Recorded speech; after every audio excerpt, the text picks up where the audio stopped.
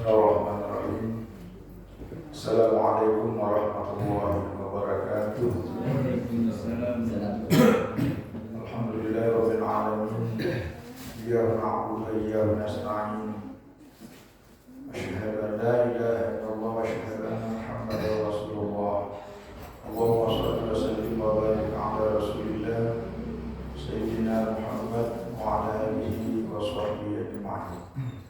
Subhanaka la ilma lana illa ma 'allamtana innaka antal alimul hakim. Alhamdulillah para jamaah Surau Berjannah dan warga komplek Dinas Indah yang kami muliakan dan senantiasa dirahmati Allah Subhanahu wa taala. Alhamdulillah kita senantiasa bersyukur, berterima kasih kehadirat Allah atas segala nikmatnya. Kita diberikan kesehatan dan kekuatan, termasuk kesempatan. Alhamdulillah kita sudah melaksanakan sholat subuh secara berjamaah. Hari ini tanggal 14 Rajab, artinya ya 1 bulan setengah lagi insya Allah kita akan masuk ke bulan suci Ramadan. Ini semakin tak terasa, makin kita sibuk, makin tak terasa perjalanan waktu. Ya mudah-mudahan kita senantiasa dalam keadaan sehat, diberikan umur panjang, kita sampai pada bulan suci Ramadan. Amin ya rabbal alamin. Pagi hari ini tema kita tentang iyadatul maridi. Ya, nanti kita bicara ini tentang adab-adab ya pergi menziarahi orang sakit, pergi menjenguk orang sakit. Ya, karena ini bagian dari nanti tentang jenazah. Dan termasuk nanti ini ciri-cirinya, tanda-tandanya orang sakaratul maut. Ini bagus nanti pembahasannya.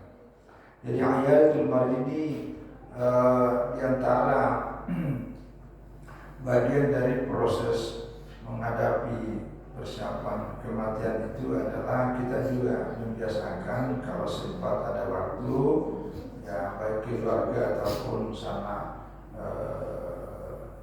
sama keluarga atau kolega sahabat dan seterusnya adalah menjenguk orang sakit. Nah, tusan iyadatul maridi disunatkan bagi orang yang pergi menziarahi orang sakit ya sebagaimana sabda Rasulullah sallallahu alaihi wasallam yang disampaikan oleh Al-Bara. Qala Al-Bara amarna Rasulullah sallallahu alaihi wasallam bittiba'il janaizi wa iyadatil marid.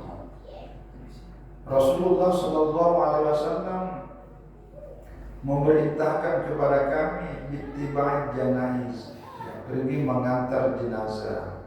Yang kedua wa iyadatil maridi, dan pergi menjenguk orang sakit. Di dalam hadis yang lain yang diriwayatkan dari Abi Hurairah radhiyallahu anhu, ya, hadis ini secara marfu, artinya langsung disampaikan kepada Rasulullah sallallahu alaihi wasallam. Hakul muslimi ala muslimi sittun.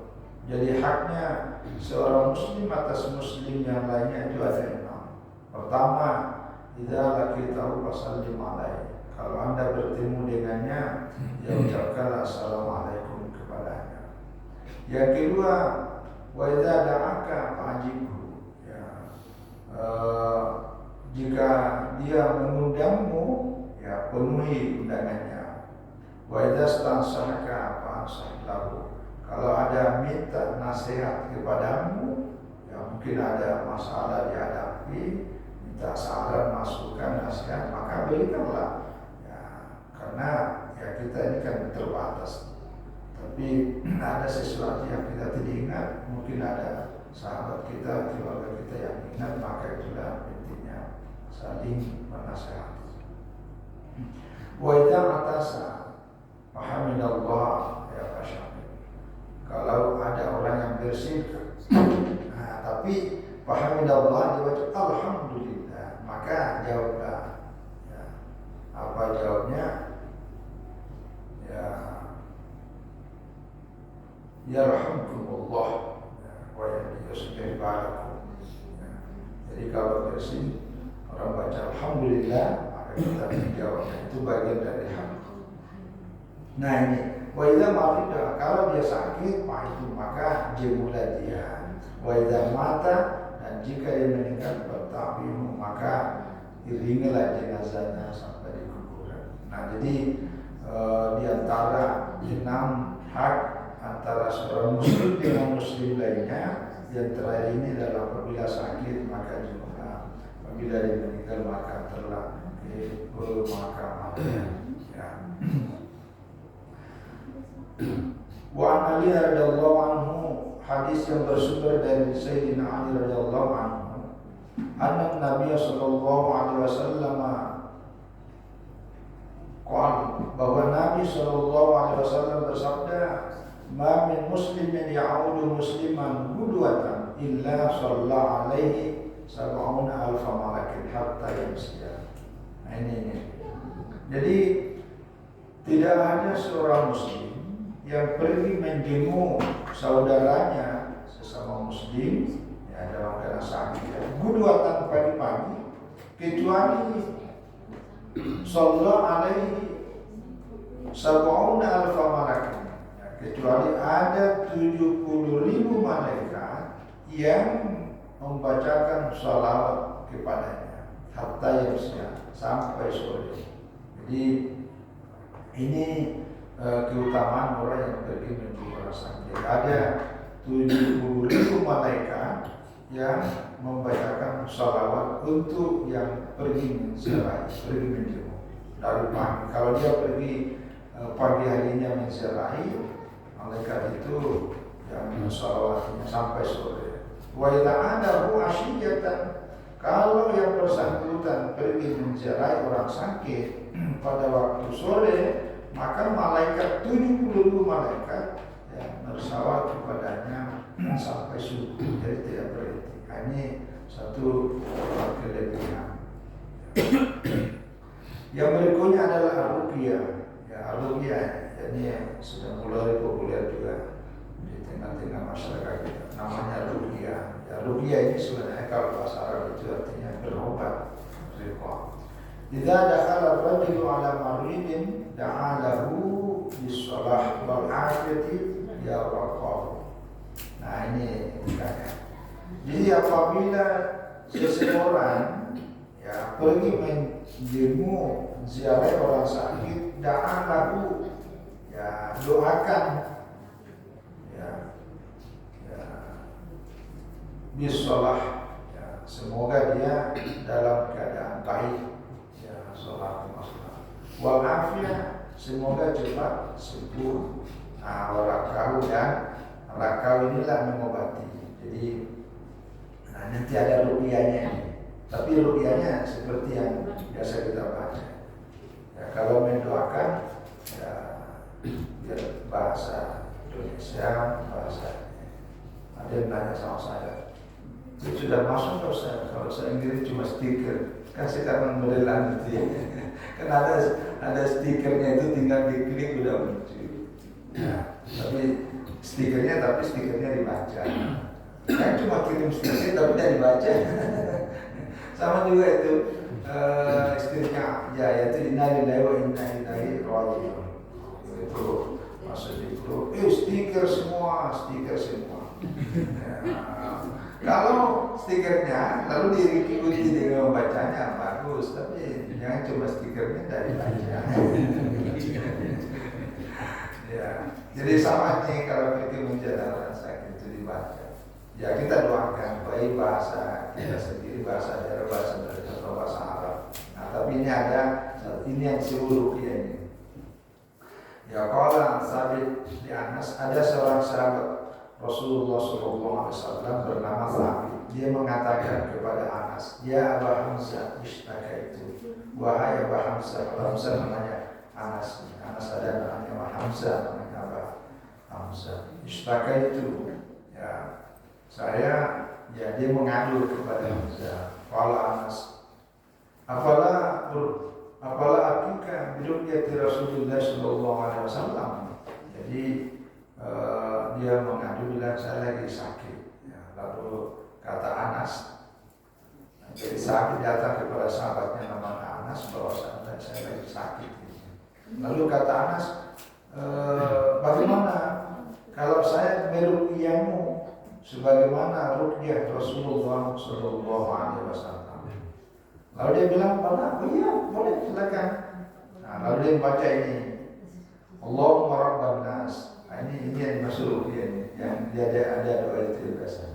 Ada juga stikernya saja ini. Allahumma rabban nas, wahai Tuhan manusia, ya mudhibbal ba'si, ya Tuhan atau Allah yang menghilangkan rasa sakit.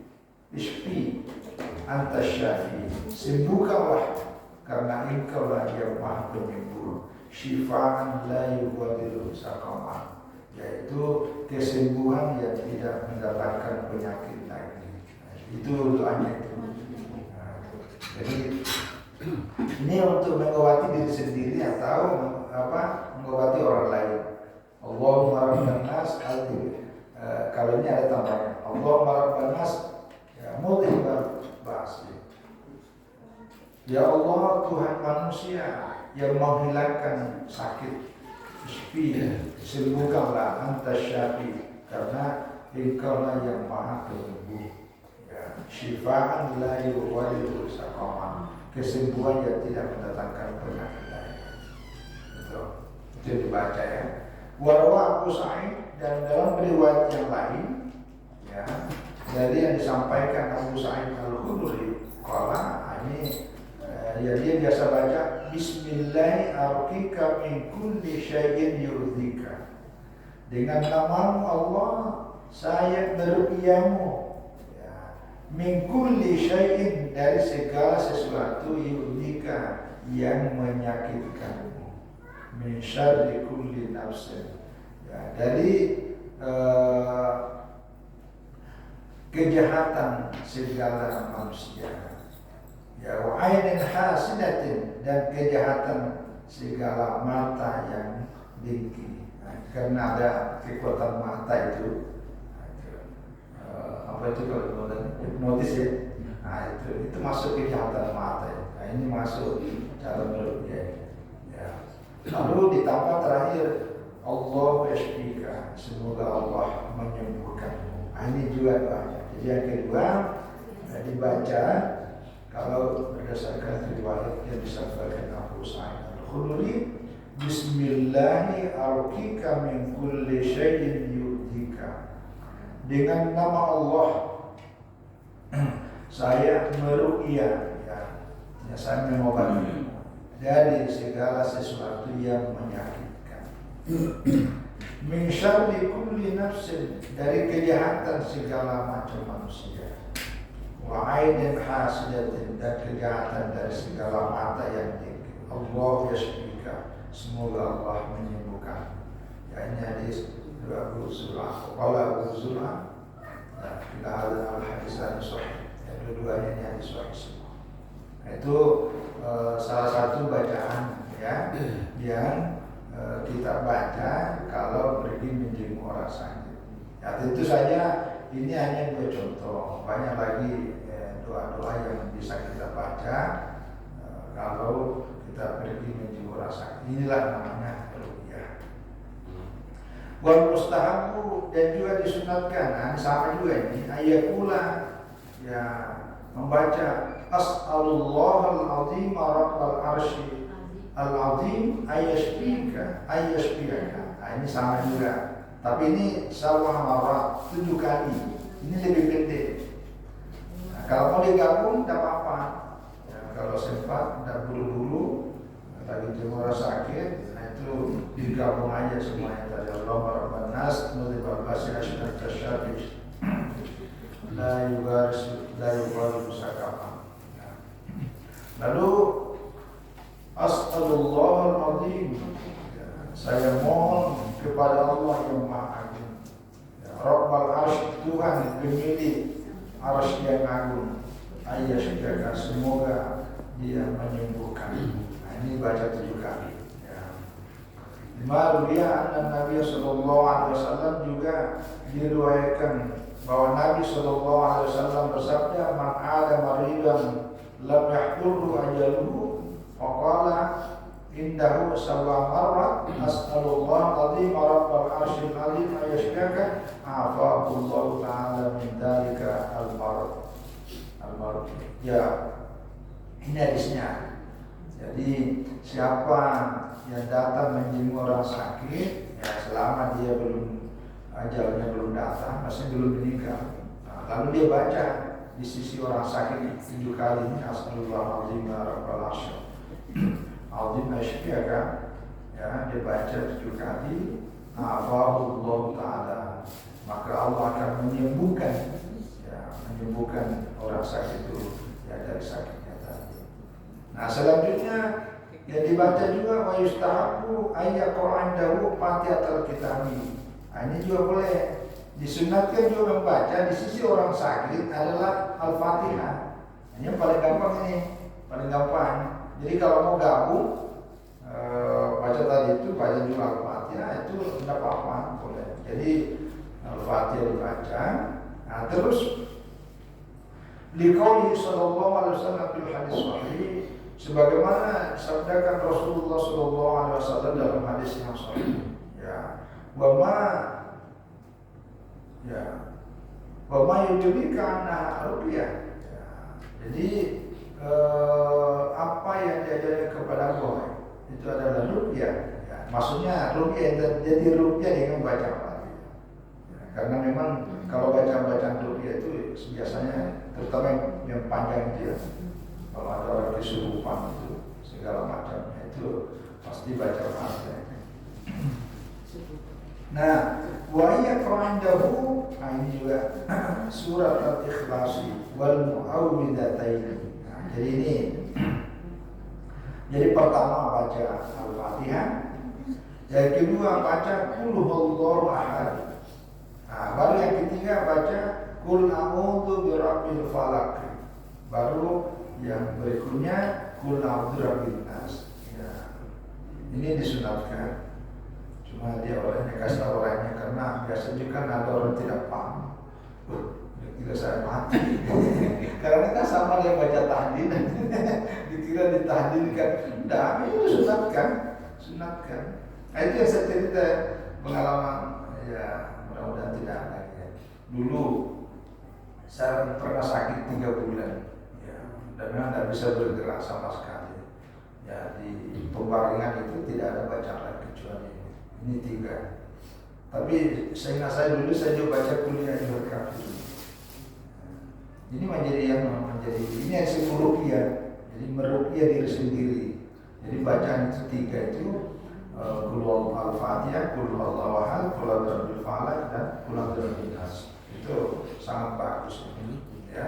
Apalagi selain bacaan kalau kita pergi menjenguk orang sakit, itu juga bacaan itu diri sendiri. Apalagi kalau mau keluar dari rumah, ya, mau keluar dari rumah perjalanan panjang, nah ini dua bacaan seperti ini bagus. Ya, apalagi dalam kondisi kurang aman, ada banyak begal dan segala macam, ini juga termasuk yang penting itu diniatkan.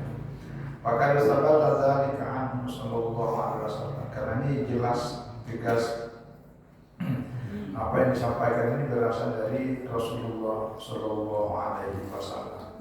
Jadi kita tidak ragu. Ya, warawa Abu Dawud, dan juga dalam hadis yang lain diriwayatkan Imam Abu Dawud, Annahu sallallahu alaihi wasallam qala, bahwa Rasulullah sallallahu alaihi wasallam bersabda, "Idza ja'a rajulun ya'ulu maridan." Ya. Jadi apabila seseorang pergi menjenguk ziarah orang sakit, maka dalam bacaan, nah, itu sama tadi. Allahumma ashfi abdaka yang kau bika aduan atau yang syilaka ila sholatin, sama juga. Jadi ya Allah, sembuhkanlah hambamu ini, ya, dari segala aduan musuh. Maksudnya musuh itu ya penyakit itu. Wa sa'ana Jibril ada Nabi sallallahu alaihi wasallam. Juga dalam hadis yang sahih disebutkan bahwa malaikat Jibril, ya, pernah mendatangi Nabi sallallahu alaihi wasallam, dan dia mengatakan Bismillahirrahmanirrahim min kulli syai'in yurdika. Sama tadi itu. Jadi itu bacaan malaikat Jibril ketika datang kepada Nabi SAW dan ya, yang dibaca itu Bismillahirrahmanirrahim min kulli syai'in dzikra min syarri kulli nafsin aw 'ainin hasidin Allah yashfi. Ya Bismillahirrahmanirrahim. Wa Nabi sallallahu alaihi wasallam kana idza dakhala ala ma ya'ulu faqala ya la ba'sa tahurun insyaallah. Ini juga ada la ba'sa tahurun insyaallah. Jadi ada beberapa doa-doa yang atau bacaan yang kita sebaiknya baca ketika pergi menjenguk orang sakit. Yang kedua adalah mujamalatul marid. Ya, mujamalatul marid ini artinya kalau pergi menjenguk orang sakit, nah itu tanya-tanya keadaannya. Walaupun kita sudah tahu, ya, tapi itu namanya basa-basi. Ini bukan bohong, basa-basi. Jadi membuka komunikasi, percakapan. Ya. Jangan datang ke ziarah orang sakit begitu sampai sana yang dilihat WA terus, HP-nya terus. Tidak pernah ditengok orang yang sakit. Ini juga kadang-kadang mulai dari awal datang ada orang sakit situ, tidak pernah ditanya, cuma tengok WA sampai dia pulang WA terus. Gitu. Ya dapat pahala, tapi kurang sempurna. Ya, adabnya kurang. Jadi salah satunya itu diajak bicara. Selain tadi didoakan pada waktu awal datang atau pada waktu mau pulang baru doakan. Tapi yang paling bagus ini juga ditanya-tanya, Bang, Kak, Dek, gimana keadaannya Pak? Misalnya. Padahal kita udah tahu keadaannya, tapi kan ya. Dan itu juga hanya wayasalu al-aini al-marida an-hani, nanya keadaannya. Ya, wajib selalu pilih aja lebih maya nafsu. Ini jadi kalau pertanyaan yang membuat dia semakin bersemangat. Jangan cerita, ini sakitnya ini persis dulu mama saya 2 tahun lalu yang sekarang sudah meninggal. Waduh, itu makinan itu apa ya? Itu dikurangi semangat hidupnya. Orang itu tambah sakit dan bahkan cepat meninggal itu salah satunya karena tekanan psikologis. Ini kalau cerita pengalaman 2 tahun selama COVID itu salah satu orang meninggal di rumah sakit itu karena tertekan kondisi psikologis karena dia ditempatkan di satu pasal di tempat yang sama, semua orang menuduh setiap saat kiri kanannya meninggal, tengok meninggal, itu dilihat semua orang meninggal. Jadi namanya itu tidak tenang, sementara tidak ada yang mengawal. Kan tidak ada boleh masuk petugas, itu tidak ada boleh masuk petugas. Itu ada sepupu saya, karena dia nekat, dia menemani ibunya di situ, yang lain tidak ada yang lain. Karena dia mengerti ilmu kesehatan, dia karena sejak kecil dia tidak pernah sama ibunya karena dia dikirim ke luar negeri pergi sekolah. Nah sekarang saya udah di sini, lalu ibu saya udah dalam kondisi begini, ini adalah waktunya saya mengabdi kepada ibu saya temani sampai menembuskan napas terakhirnya. Jadi dia nekat, dia temani. Di situ loh dia lihat kiri kanan itu sebenarnya masih aman, tapi karena tidak ada yang bantu, tidak ada yang temani, tidak ada teman yang ngobrol, tidak ada yang bantu. Jadi setiap saat dia didorong, udah meninggal, kan udah ditutupi itu, udah meninggal. Itu yang tertekan itu, jadi stres, jadi meninggal ya gara-gara itu. Walaupun hakikatnya Allah ya, tapi kan manusia ini tetap itu perlu. Makanya agama ini, kenapa kita disunatkan untuk pergi menziarah melihat itu? Pertama, selain untuk mengintrospeksi diri kita masing-masing, bahwa kita juga akan sakit. Karena kalau kita sehat, ya siap-siap sakit. Yang kedua, untuk yang bersangkutan itu kita bantu juga supaya semakin semangat. Nah, inilah yang dimaksud. Jadi kita pergi menziarah dia naik-naik kondisinya dan diberikan semangat, motivasi. Nah itu, jangan dicerita, persis penyakitnya ini, waduh. Apa yang harus dikiranya? Waduh, berarti saya bisa meninggal juga karena penyakit saya sama. Nah, Tapi kalau ceritakan, wah ini penyakitnya ini nggak apa-apa nih. Dulu itu, sekarang udah sehat, lebih parah penyakitnya daripada ini. Nah itu dia, oh berarti saya nggak apa-apa ya. Nah gitu. Nah ini yang dimaksud. Ya, jadi berikan semangat. Ya, disuruh, dikharap disuruh alaihi, memberikan berita gembira supaya dia semangat. Ya.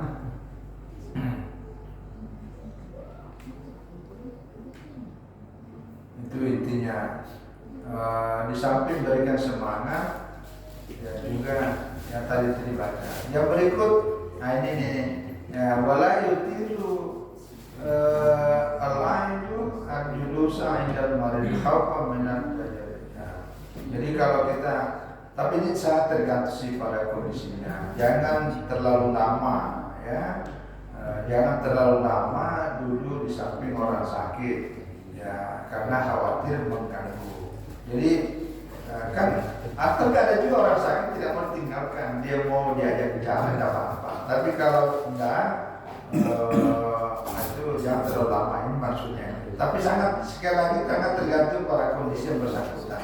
Nah, kalau dia mau tetap diajak karena mungkin lama, tidak pernah ketemu, ya tidak apa-apa. Tapi kalau dia mungkin merasa terganggu kalau kita lama di situ, ya terlama.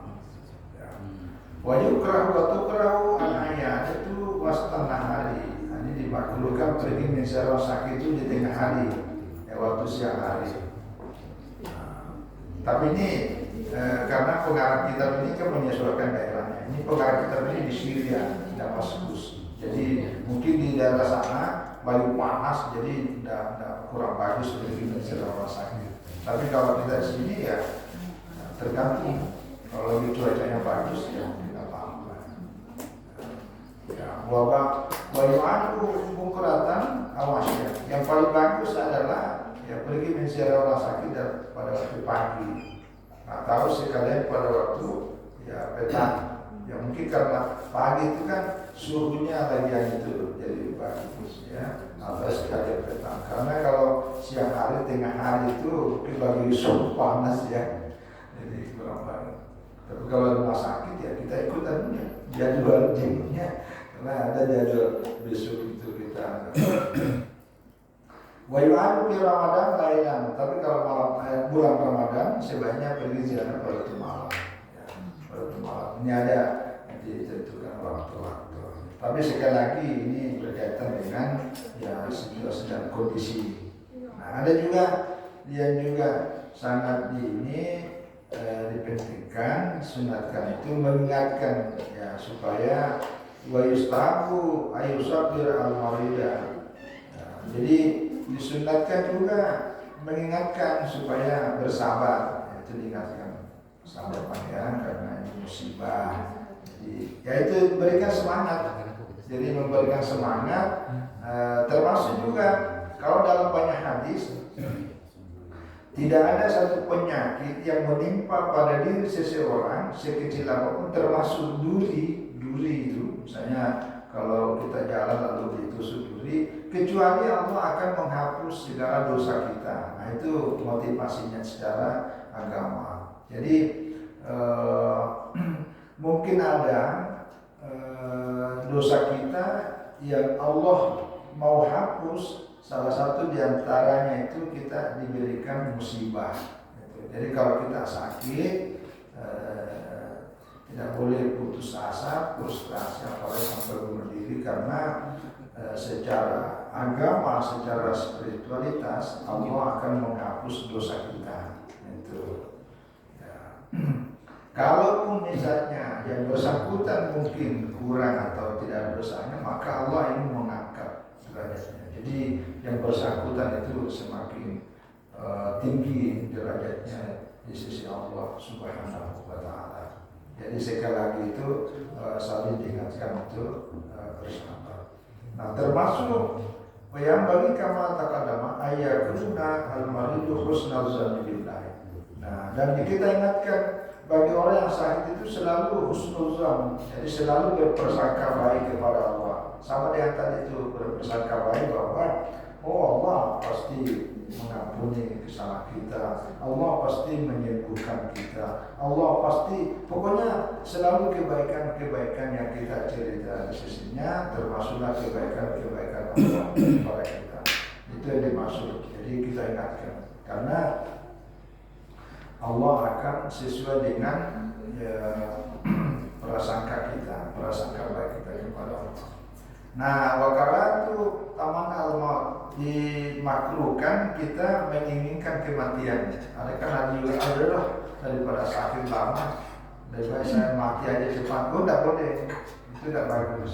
Ya, jangan jadi karena kayak putus asa, itu tetap ada usaha.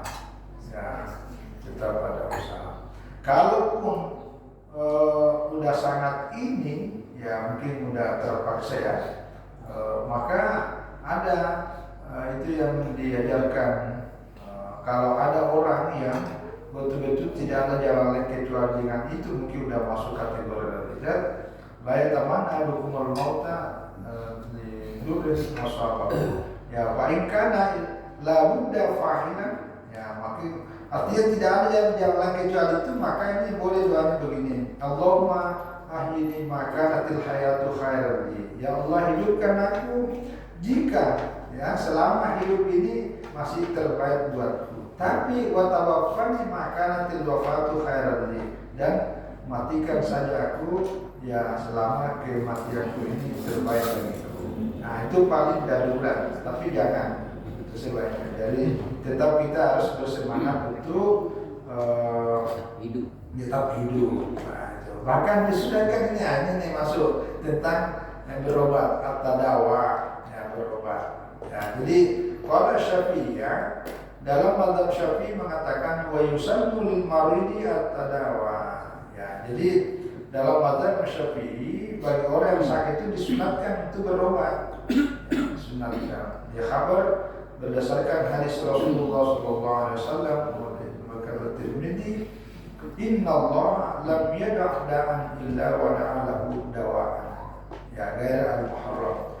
Jadi sesungguhnya Allah tidak menurunkan suatu penyakit kecuali Allah yang menurunkan obatnya. Jadi tak mungkin ada penyakit kalau tidak ada obatnya. Pasti ada obatnya. Ya, cuma kan keterbatasan manusia. Ya, kecuali gairah muharram ya. Jadi tidak boleh barang yang haram dijadikan obat. Nah, itu. Jadi tetap ada obatnya. Dalam hadis yang lain ya sama ini. Kalau itu sebenarnya dari belum masuk. Ma anzalallahu da'an illa wa anzalallahu dawa'an. Jadi sama juga. Jadi tidak ada penyakit yang Allah turunkan kecuali diiringi juga dengan obat. Ya, tapi jangan berobat dengan sesuatu yang haram. Inilah dalil yang dipakai para ulama dalam mazhab Syafi'i untuk tetap harus ada ikhtiar untuk berusaha untuk mengobati.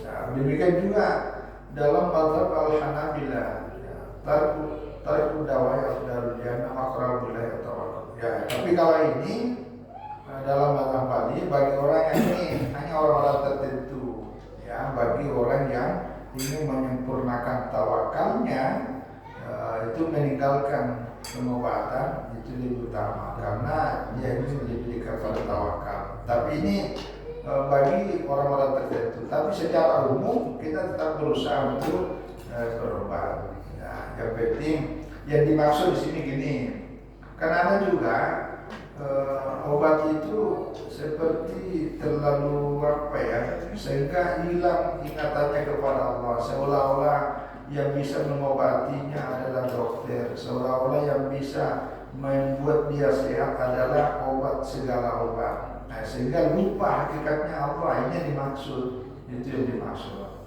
Ya, jadi kadang-kadang kan begitu berlebihan juga, sehingga kalaupun terlambat mengobati dokter, dia disalah-salahkan dokternya, ini dokternya tidak profesional, ini pada itu kayak tidak merasa ikhlas, itu kurang tawakalnya, ini yang dimaksud. Ya, tapi kita tetap berikhtiar, nanti hasilnya kita serahkan kepada Allah. Padahal yang seharusnya kita berterima kasih kepada dokter karena dia sudah meluangkan waktunya untuk mengobati keluarga kita. Jangan dicaci maki. Biasa begitu kasihan itu. Ya, jadi saya kira ini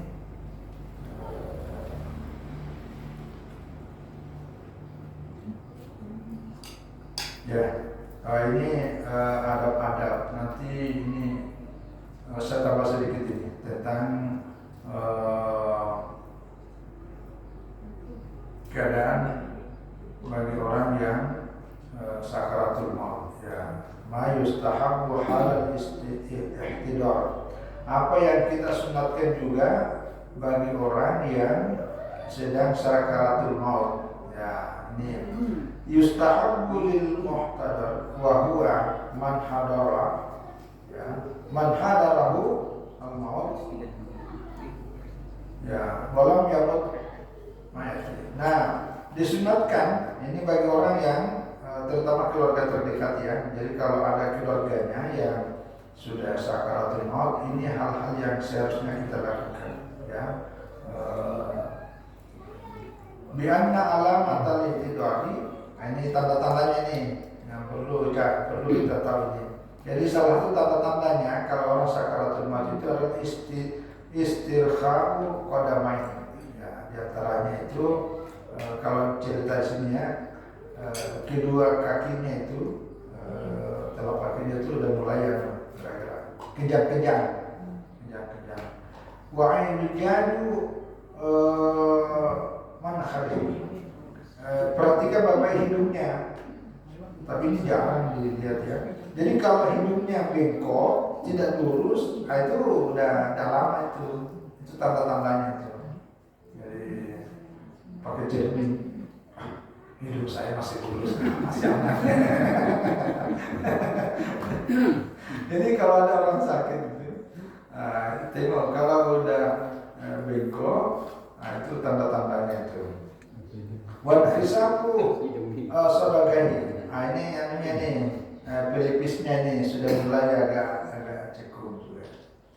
Tapi kalau secara umum dulu orang-orang tua itu, tapi ini banyak juga pengalaman-pengalaman tertentu ini. Biasa itu memang rangkanya itu udah kan orang kalau biasa kan masih kelihatan itu. Jadi rangka itu kayak rangka tubuh kita ini udah kayak rapuh gitu. Nah, itu tandanya. Ya, tapi memang jarang kita perhatikan. Tapi kalau disebutkan sini 3, itu kejang-kejang itu artinya sudah. Yang kedua hidungnya bengkok, yang ketiga pelipisnya sudah mulai. Nah itu selalu tandanya itu. Tandanya kalau orang sudah sakarat. Nah kalau sudah begitu, pertama dijam wala jambihi al-ayman al-qiblah. Maka sebaiknya dia sudah diposisikan, jadi dia terlentangkan, sudah tidurnya itu arah kanan dan menghadap arah kiblat. Nah, jadi kalau kita di sini, kepalanya di sini, di sebelah kanan. Dia posisinya seperti ketika diturunkan ke itu yang lahap. Itu kalau orang sakarat, artinya sudah ini supaya dia meninggal pada waktu sedang menghadap arah kiblat. Ittiba' sunnah karena mengikuti sunnah Nabi. Di qaulihi sallallahu alaihi wasallam ketika sabda Rasulullah sallallahu alaihi wasallam ya tentang anil baitul haram, kiblatukum ahya'an wa matan, karena kiblat kalian itu adalah Ka'bah, Baitullah, baik pada waktu hidup ataupun pada waktu meninggal dunia. Mungkin juga ada seorang sahabat namanya Hudzaifah, dia mengatakan ya wajihuni, hadapkan wajahku ke arah kiblat pada waktu dia sudah sangat. Ya, begitu juga ucapannya Fatimah Zahra, ya Fatimah putrinya Rasulullah SAW, istrinya Sayyidina Ali, dia bilang istaqbal ini bi al-qiblata, ya hadapkan aku ke arah kiblat. Itu karena dia ini meninggal pada waktu sedang menghadap arah kiblat. Ya, nanti ini ada bacaan-bacaan yang harus seperti membaca kita pergi ziarah, tapi bacanya beda ini. Ini banyak. Nanti kita pertemuan berikutnya yang kita sampaikan. Ini juga penting juga supaya kita orang yang meninggal itu butuh. Kan gini ceritanya kalau penjelasan dulu orang hidup ini kan antara kita start dengan finish. Ya, mungkin pada waktu kita datang dalam kondisi dilahirkan, tapi yang paling berat itu ada waktu finishnya, karena malaikat yang datang di samping kiri kanan untuk menggoyah supaya kita meninggal dalam keadaan tidak baca apa-apa, meninggal dalam keadaan tidak beriman, meninggal dalam keadaan tidak ada ketaatan kepada Allah, itu diinginkan, karena iblis ini tidak pernah berhenti. Maka bagi yang bersangkutan ini dia bisa melihat itu yang kita tidak lihat, yang kita di samping ini kan yang kita lihat cuma lahiriah, tapi bagi yang bersangkutan ini dia bisa melihat itu dan akan godaan. Maka oleh ini penting sekali dikawankan. Maka itulah Rasulullah SAW nanti di sini dikatakan lakinu, talkinkan orang yang mau mati. Ya, sini ada nanti ini pentingnya. Kalau di sini nanti tentang bacaan surah Yasin, ya, talkinu mautakum. Ya, talkinkan orang mau meninggal itu dengan bacaan surat Yasin. Ini ada hadisnya. Dan begitu juga kalimat la ilaha illallah ditalkin. Kan itu penting dikawal. Kenapa? Jangan dibiarkan. Maka itulah sebabnya. Tapi ini tergantung si bersangkutan. Dulu ada guru saya, waktu saya pendidikan di Makassar itu. Ada guru saya itu umurnya mungkin sekitar 80 tahun.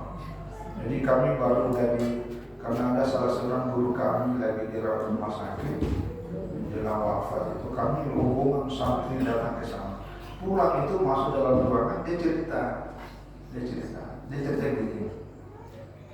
Dia berharap sampai semisal kalau boleh meninggalnya, meninggallah di rumah, jangan meninggal di rumah sakit. Itu pesannya. Jadi karena itu tadi di rumah sakit itu auranya itu berbeda. Ketenangan yang hakiki sebenarnya adalah ketenangan yang kita rasakan adalah di rumah kita. Maka itulah sebabnya kan bahasa Arabnya itu rumah adalah maskanon. Maskanon artinya tempat tinggal yang tenang dan menenangkan. Itu nama maskan. Dari kata sakinah. Jadi rumah itu tempat kita tenang, beribadah, tinggal sampai kita menghadap kepada Allah dalam keadaan tenang. Itu hakikatnya. Karena kalau ya malu lah kalau di rumah sakit ini ya macam-macam. Nah, itu salah satu pesannya. Ya, tapi kan kadang-kadang kita anak keluarga tidak tega juga kalau di rumah karena tidak ada dokter, tidak ada yang tahu masalah itu, maka dilarikan ke rumah sakit. Tapi kalau sudah sekarat, apalagi dokternya bilang, Pak Bu, kami sudah berusaha ini, mungkin sebaiknya itu kayak bahasa apa ya, kayak menyerah gitu ya. Nah itu yang begitu itu kalau di samping tanda-tandanya lihat hidupnya begitu, wah kayaknya mama, papa ini kayaknya hidupnya berbengkok ini, itu tandanya minta. Nah baru kawal. Nanti ada bacaannya ini yang mempermudah keluarnya roh, karena ini pertarungan. Saya kira ini udah panjang. Mudah-mudahan beberapa kali pertemuan tentang kematian ini baru kita masuk pada bab ini. Saya kira itu sekali lagi kepada Allah Subhanahu Wa Taala kita senantiasa bermunajat memohon semoga kita berikan kesehatan, kekuatan, ya sehingga kita tidak sakit sebagaimana di sini. Tapi pun kita sudah berusaha lalu kita sakit, ya kita ikhlas menerimanya, karena itu kita juga sekalian mendapat hikmahnya. Ya Allah ingin membebaskan dan menghapus segala dosa dan kesalahan kita, yang mungkin cara menghapusnya dengan cara kita diberikan ujian cobaan berupa sakit. Ya mudah-mudahan kalau kita ditimpa ya sakit itu membuat kita semakin dekat kepada Allah Subhanahu Wa Taala. Demikian, mohon maaf atas semua kekurangan. Wassalamualaikum warahmatullahi wabarakatuh.